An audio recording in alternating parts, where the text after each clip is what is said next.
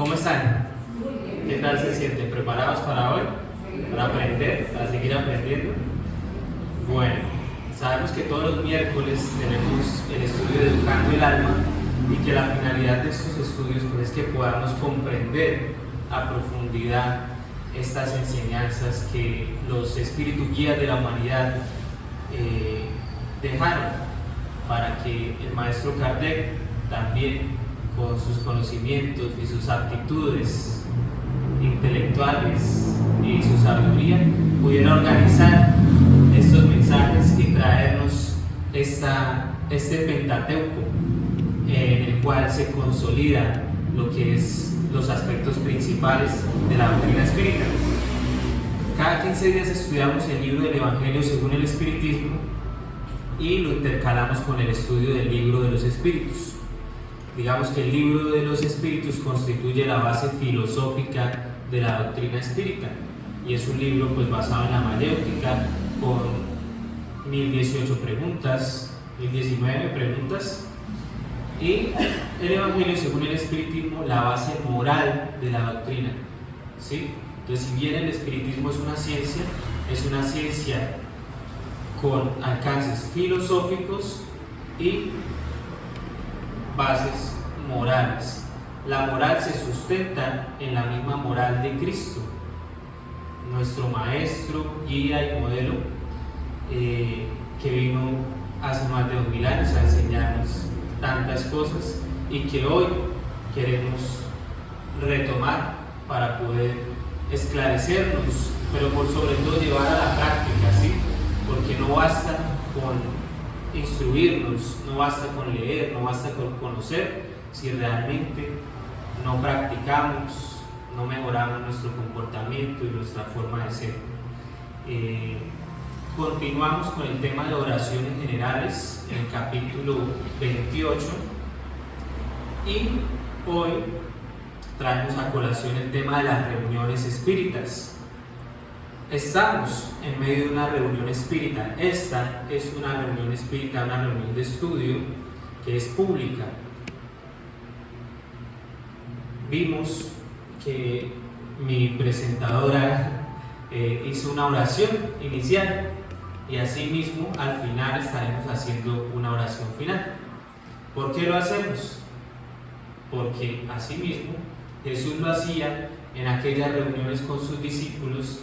También había quien hiciera esa oración inicial, esa oración final, pero vamos a ver ahora a profundidad para qué sirven estas oraciones en las reuniones espíritas y por qué son tan importantes y por qué no podemos dejarlas a un lado y simplemente venir, estudiar, leer el libro sin hacer esa preparación o entrar en comunión con esa espiritualidad superior a través de la oración.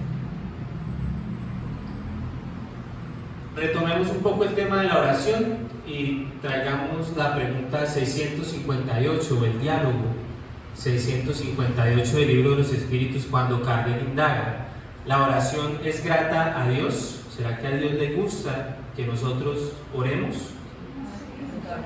Sí, claro que sí, ¿cierto? ¿Qué será lo más importante para Dios de que nosotros oremos? La sinceridad, ¿sí? La humildad, ¿sí? ¿Saben? Que la hagamos de corazón, ¿cierto? Entonces la oración, responden los espíritus, siempre le es grata a Dios cuando ha sido dictada por el corazón, pues la intención lo es todo para Él. ¿Será que se está refiriendo al órgano, al corazón? No, ¿cierto? Se está refiriendo al sentimiento del amor, que es el más sublime de todos, a ese sentimiento que nos inspira a hacer el bien, a buscar el bien, a buscar esa transformación, a buscar esa reforma moral que todos necesitamos empezar. Entonces, esa oración que es dictada por el sentimiento y por el corazón es preferible a cualquier otra que uno pueda recitar de memoria o buscar en un manual o buscar en un libro de oraciones y leerla. Es mucho mejor hacerla con total sinceridad y como un acto sincero de humildad, reconociendo pues nuestra pequeñez, nuestra imperfección, siempre, porque a veces nos ponemos esa máscara del ego que nos hace creer que somos mucho más de lo que realmente somos, ¿verdad? ¿Sí? Entonces lo importante es hacerlo de corazón, con esa fe y con esa sinceridad. La oración es grata a Dios cuando se dice con fe, fervor y sinceridad. Y luego continúan esclareciéndonos acerca de cómo a veces oramos sustentados en nuestro propio orgullo, en nuestra propia vanidad. Entonces, no creas que Él se conmueve con la oración del hombre vano, orgulloso y egoísta, a menos que se trate de un acto sincero, de sincero arrepentimiento y de verdadera humildad. ¿Qué sucede? Que a veces nos atrevemos a juzgar de pronto a las personas que tomaron un camino equivocado, alejados de Dios. Pero si en determinado momento esa persona siente el peso y las consecuencias de esas malas acciones, de esos malos comportamientos, y decide arrepentirse y decide reconocer a Dios, y en ese acto sincero de humildad y de arrepentimiento ora con fervor, Dios lo escucha, Dios lo auxilia. Por eso debemos tener mucho cuidado cuando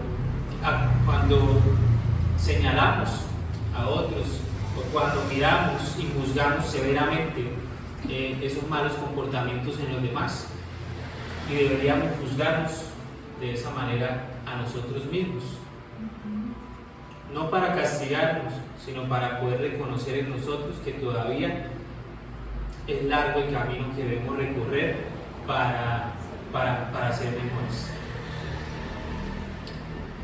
En la pregunta 660 continúa Kardec indagando: ¿la oración hace mejor al hombre?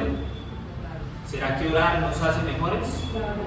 ¿Sí? Si oramos, ¿somos mejores personas? Que es una ayuda, una herramienta. ¿Sí? Los espíritus responden que sí, efectivamente la oración puede hacernos mejores.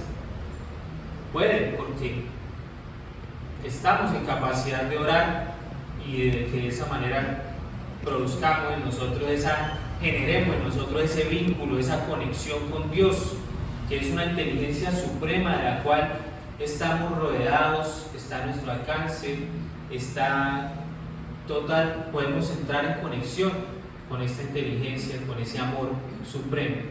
Entonces, el que ora con fervor y confianza es más fuerte contra las tentaciones del mal, y Dios le envía espíritus buenos para que lo asistan.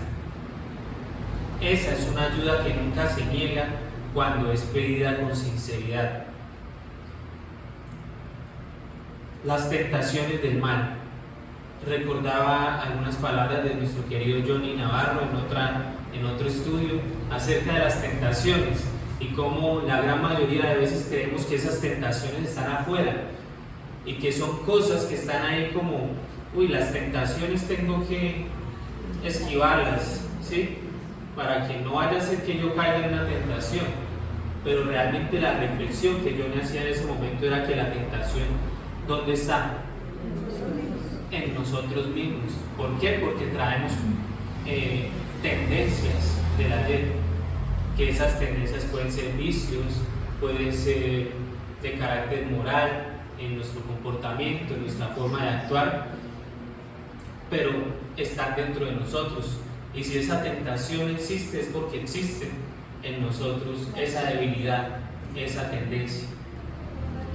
Y lo mismo del mal, ¿no? Porque al final del Padre Nuestro, como veíamos en el estudio pasado de la oración dominical, dice, líbranos del mal, ¿sí? Y también creemos que es el mal que nos pueda ocurrir de afuera, pero es el mal, como dice Juana de Ángeles, es el mal que yo hago el que me convierte en una persona mala. No es el mal que me hacen, no es el mal que otros, con el que otros buscan afectarme, sino el mal que yo hago. ¿Por qué? Porque después he de recoger las consecuencias de esas malas acciones y entonces vendrá el dolor y el sufrimiento a educarnos, a enseñarnos. Y resalto que Dios le envía espíritus buenos para que lo asistan, porque así como sintonizamos para cosas negativas, para aquellos espíritus que afinizan con nosotros, también a través de la oración de este recurso podemos empezar a rodearnos de buenos espíritus, empezando por nuestro guía espiritual, que siempre nos acompaña, que es un espíritu superior asignado por Dios a todos nosotros, a cada uno de nosotros. Se les asignó un espíritu superior a nosotros para que nos guiara, para que nos orientara, para que nos instruyera con sus buenos consejos, buenas inspiraciones y nos ayudara en ese proceso. Entonces Dios, a través de la oración, sí podemos ser mejores. ¿Por qué? Porque empezamos a rodearnos de buenos espíritus, pero debemos saber orar humildemente, con fe, con fervor, con sinceridad. Esa es una ayuda que nunca se niega cuando es pedida con sinceridad. ¿Qué clase de padre sería Dios si nos negara esa ayuda en esos momentos de sufrimiento? ¿Sí? Pero ojo con esto, ¿no? Porque ¿qué tipo de ayuda queremos? ¿Qué tipo de ayuda querría un hombre orgulloso y vanidoso? ¿Sí? Un hombre que no se reconoce imperfecto, sino que de pronto su ego le hace creer que no está equivocado y que el sufrimiento que hoy vive es injusto. ¿Qué tipo de oración podría hacer este hombre? ¿Y qué tipo de ayuda querría? ¿Cierto? ¿Queríamos pedir a Dios que nos quitara la prueba, que nos quitara el dolor? Sí, ¿cierto? Pero Dios siempre nos da justo lo que necesitamos. No nos da más, no nos da menos, nos da lo justo, porque su justicia es perfecta. Porque si no, no sería Dios. ¿Sí? Emilio, quería decir.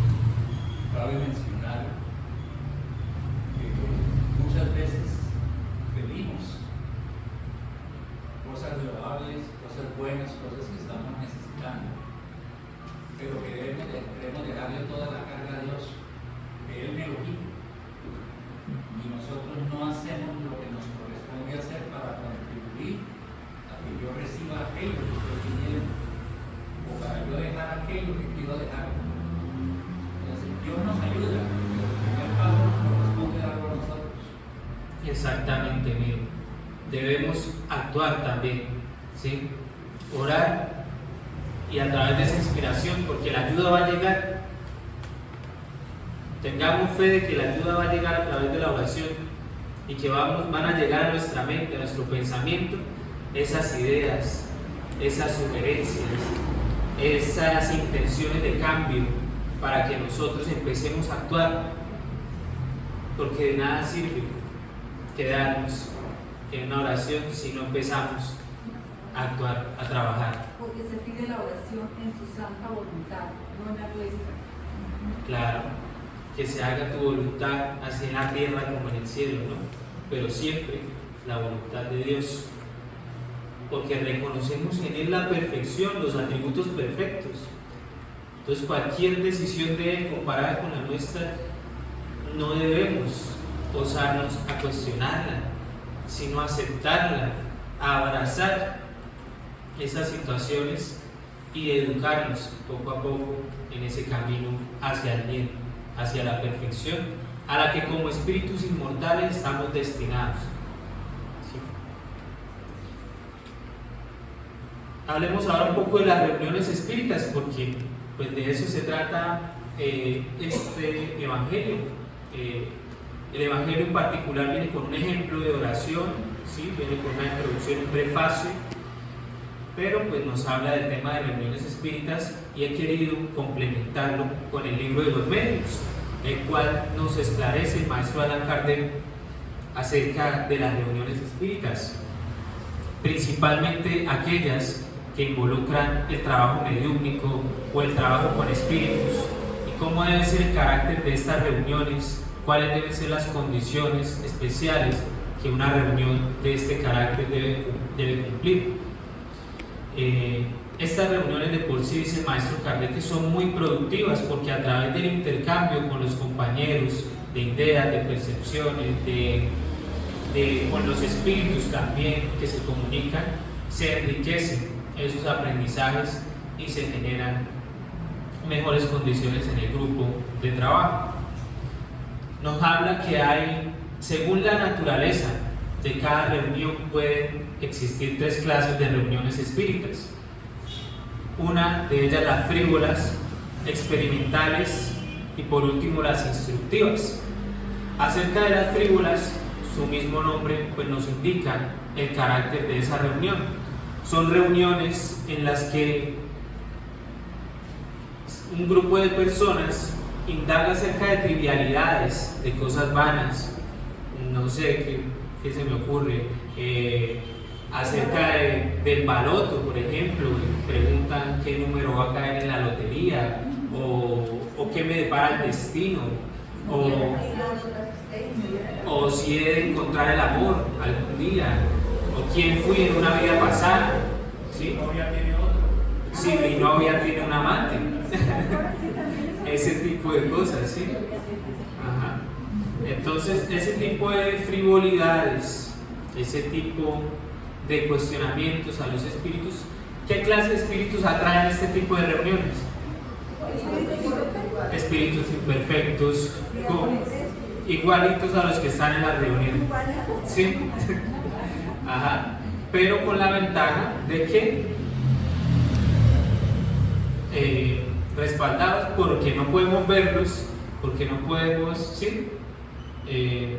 Conocerles de pronto tan íntimamente, aunque a través de sus comunicaciones se les puede conocer, porque hay que saber observar el tipo de comunicaciones que estamos recibiendo, pues se le conoce su carácter frívolo y han de venir a decirnos mentiras, a engañarnos, a burlarse de nosotros, ¿sí?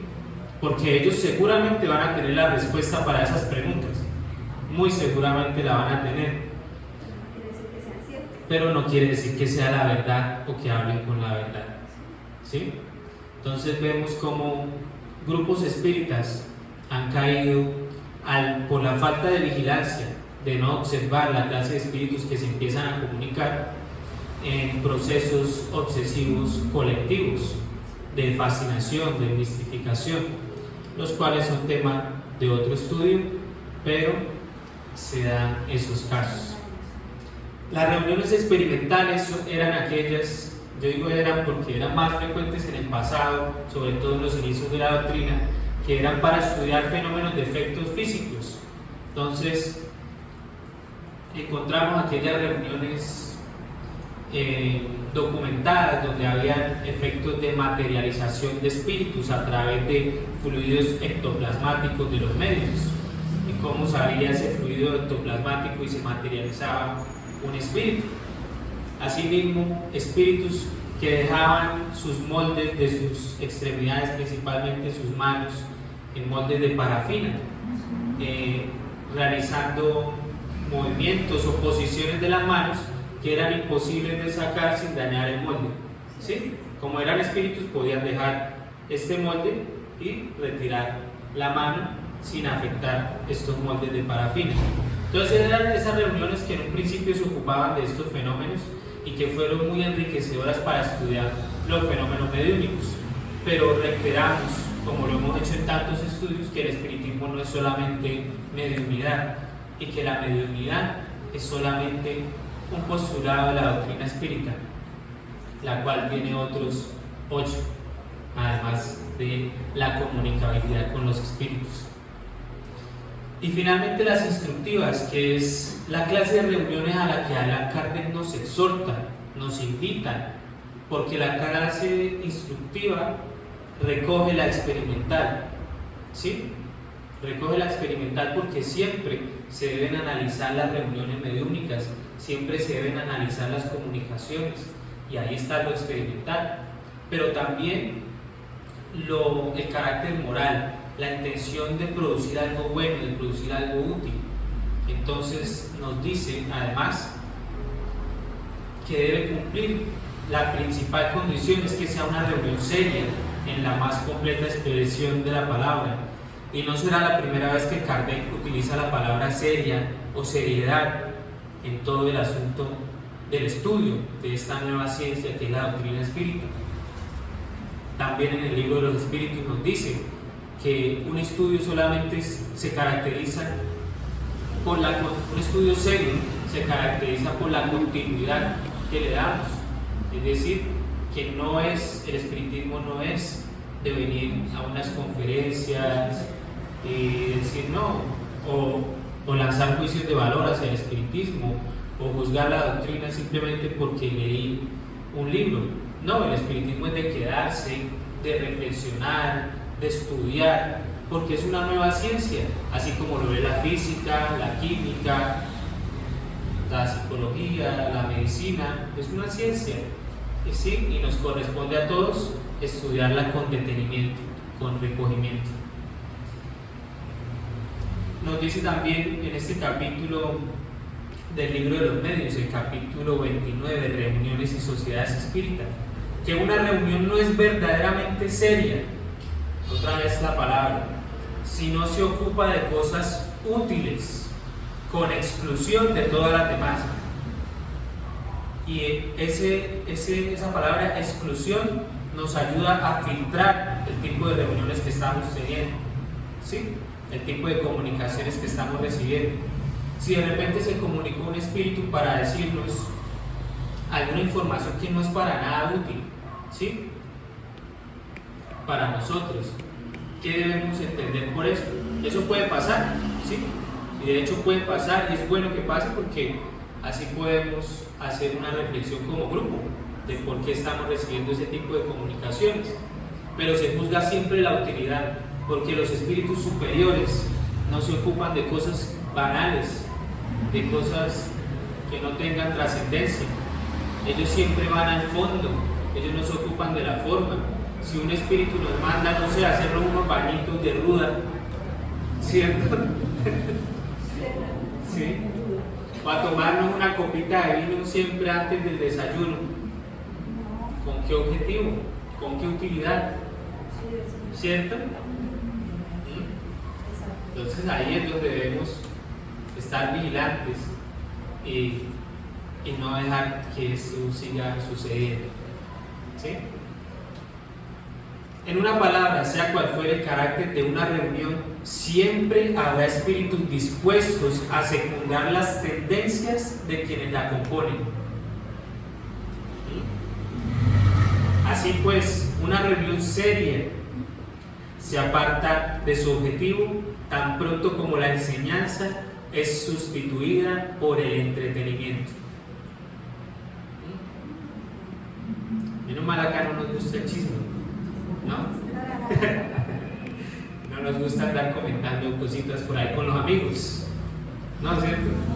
¿No? Conversaciones triviales, no participamos de ellas. Guardamos silencio, ¿cierto?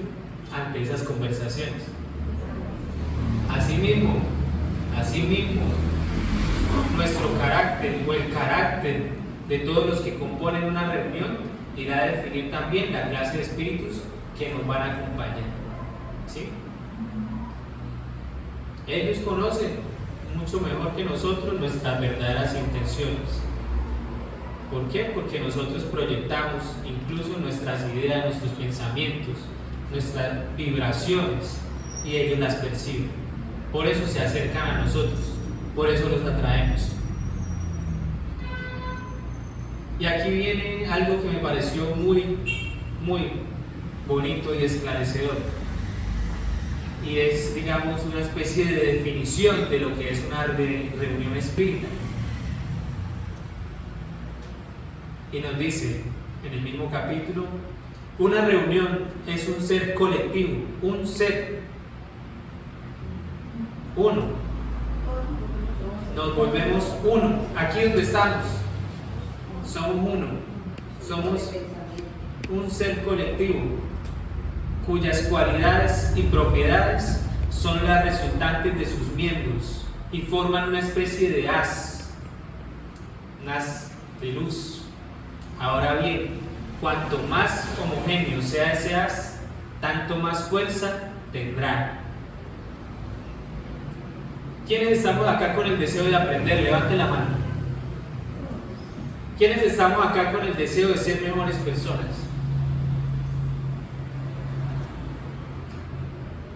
¿Quiénes estamos acá con el deseo de llevar a la práctica estos conocimientos y poder ayudar a otros? ¡Súper! Bien, estamos conectados, estamos en sintonía.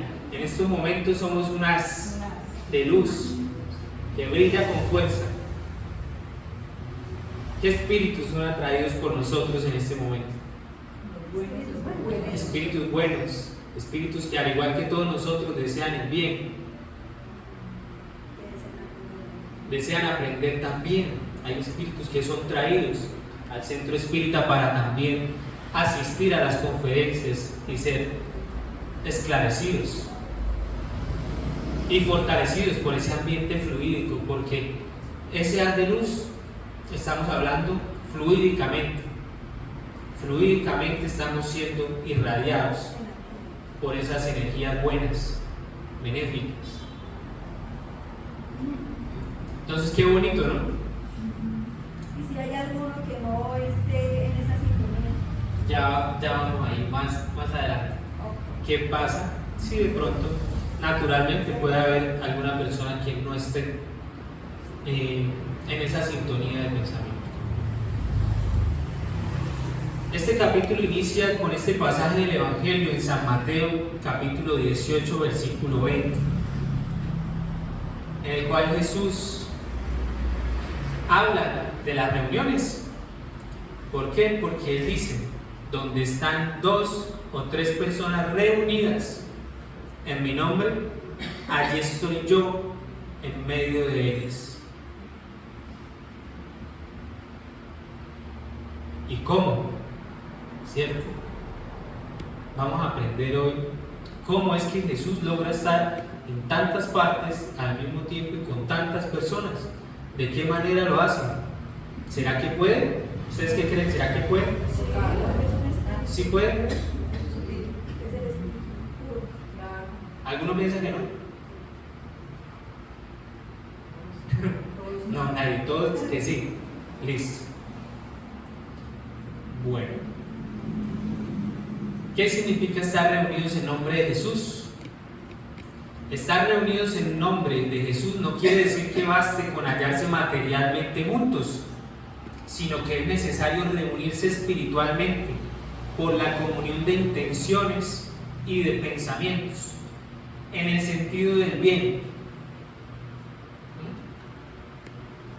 ¿Dónde se encuentra el sentido del bien? Pues en el deseo de ser mejores, en el deseo de ayudar a otros, ¿cierto? En el deseo de cambiar. Ahí se encuentra esa intención de hacer algo bueno con este conocimiento, de no tomarlo simplemente de una forma egoísta y guardarlo y no utilizarlo nunca. ¿No? ¿Cierto?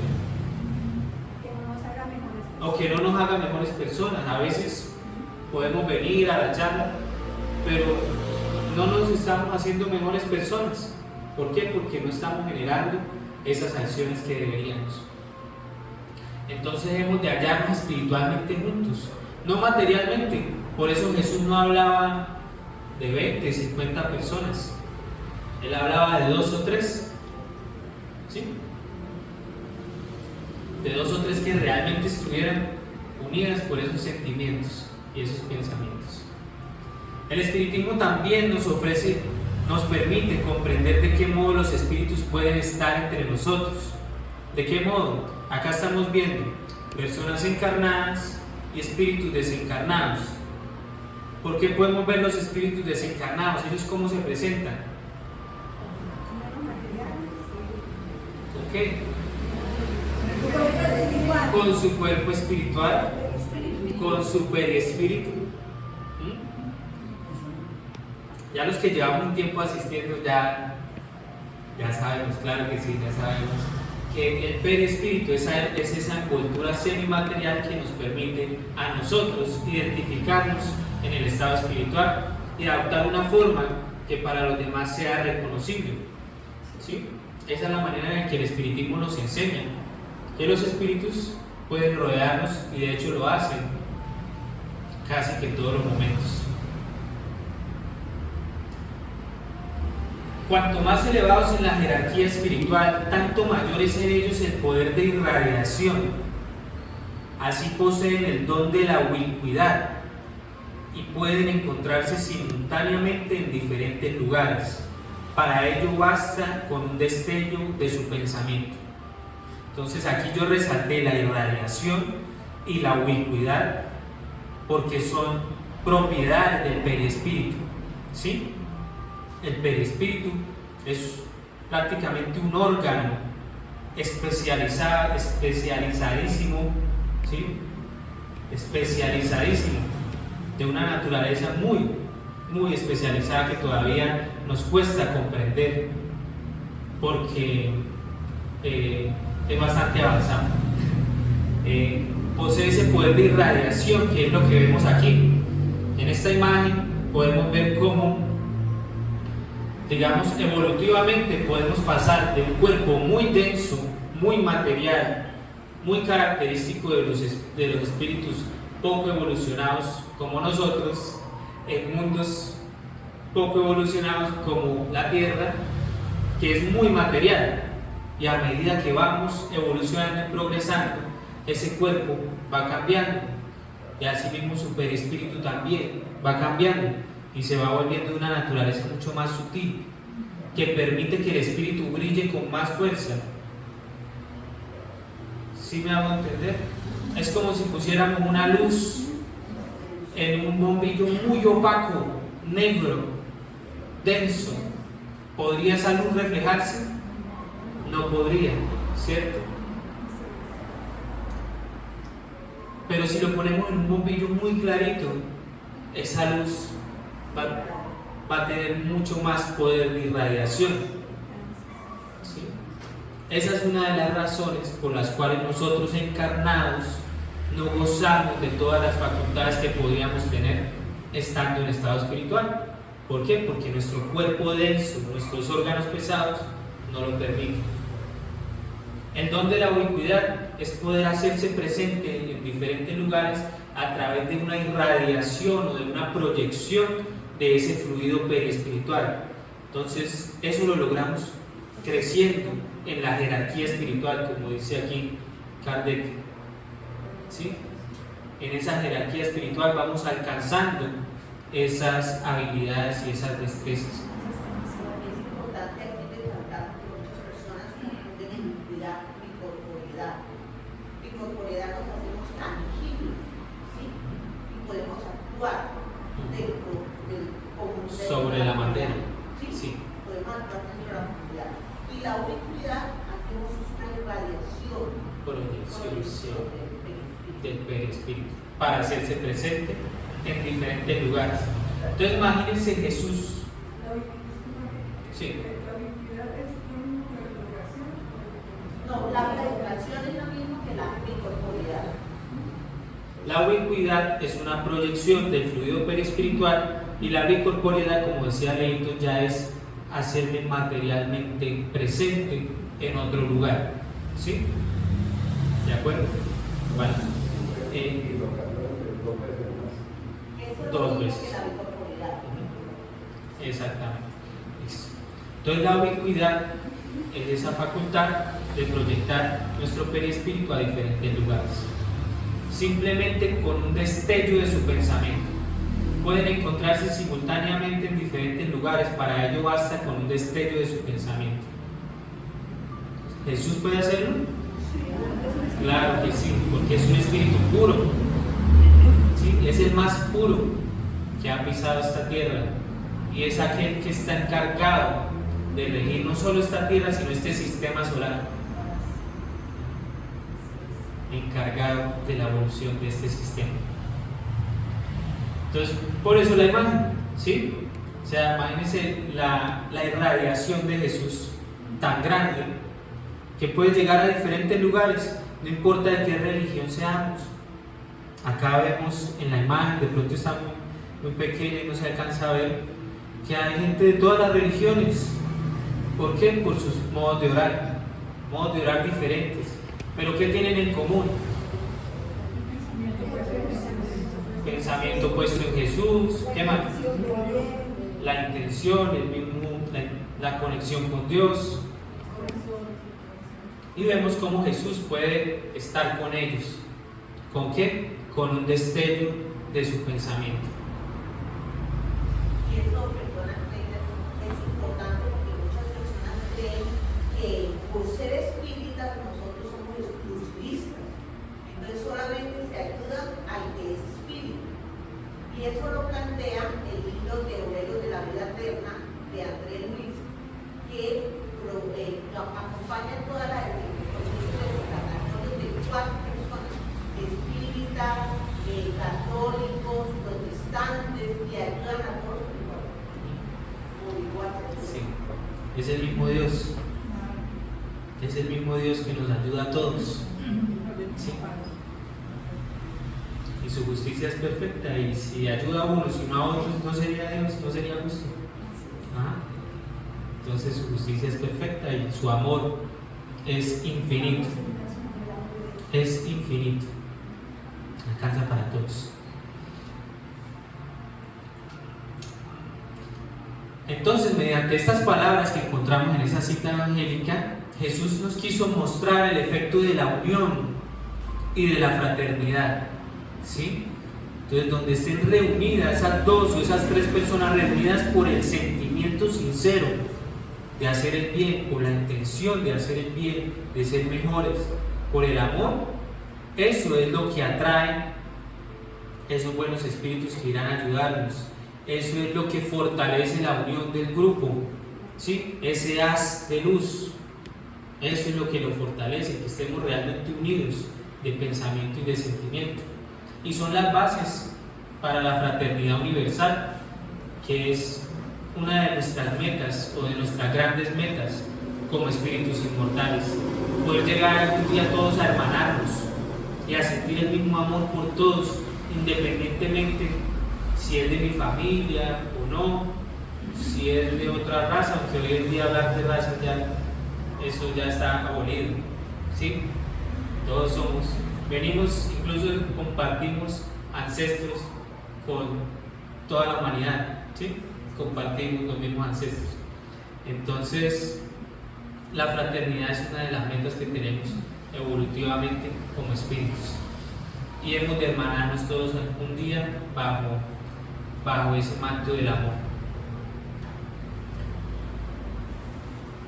Entonces, lo que lo atrae no es la mayor o la menor cantidad de personas que se reúnen, puesto que en vez de 2 o 3 podría haber dicho 10 o 20, sino el sentimiento de caridad que recíprocamente las anima. Y hay eventos de esta magnitud, para adorar a Dios, y perfecto, está muy bien, pero hemos de hacerlo de corazón, ¿sí?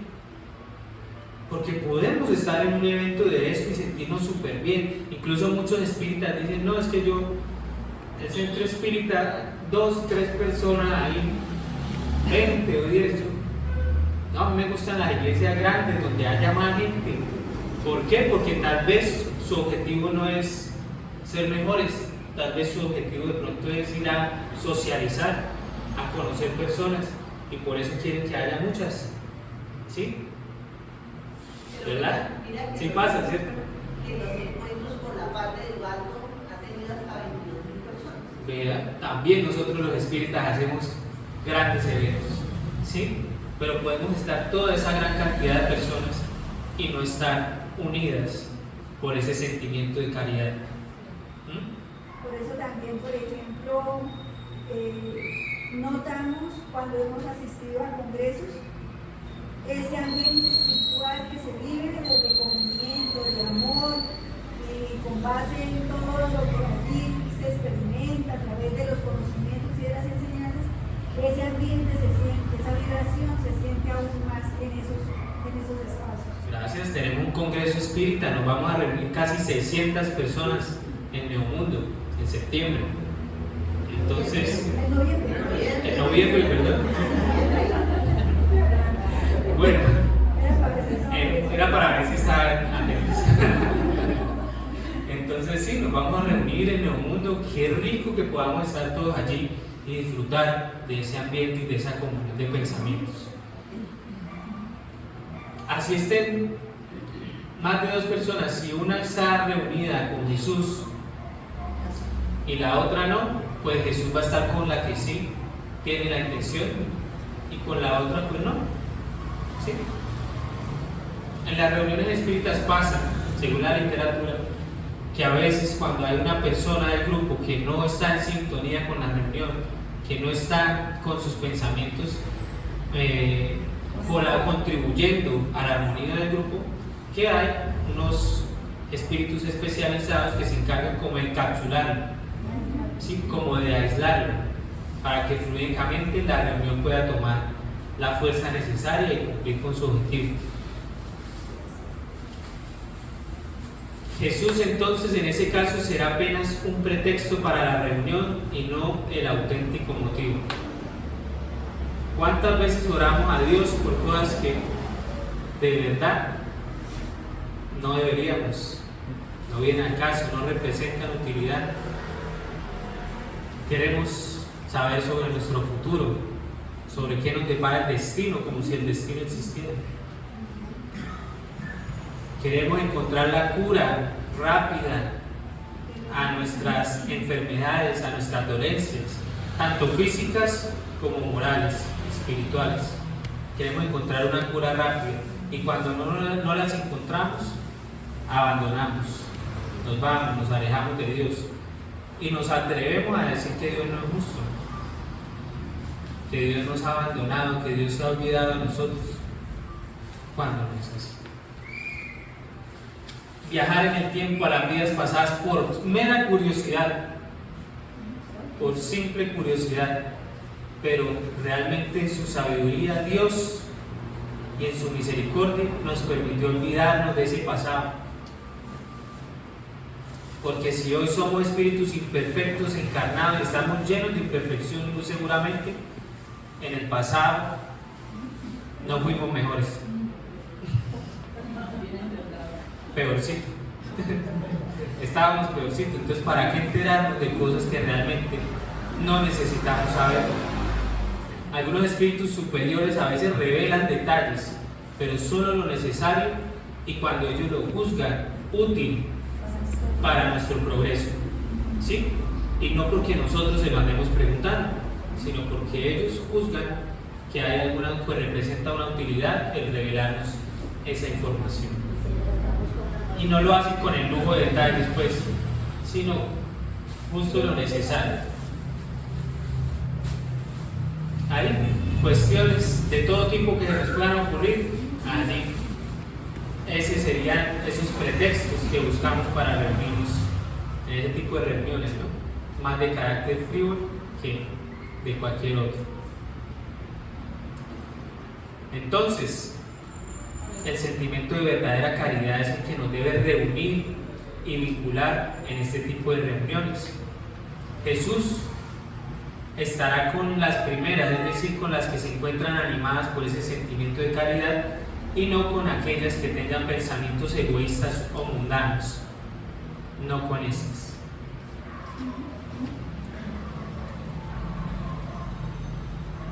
No son pues las palabras, los cánticos o los actos exteriores lo que constituye la reunión en nombre de Jesús, sino la comunión de pensamientos en concordancia con el espíritu de caridad que Él personifica.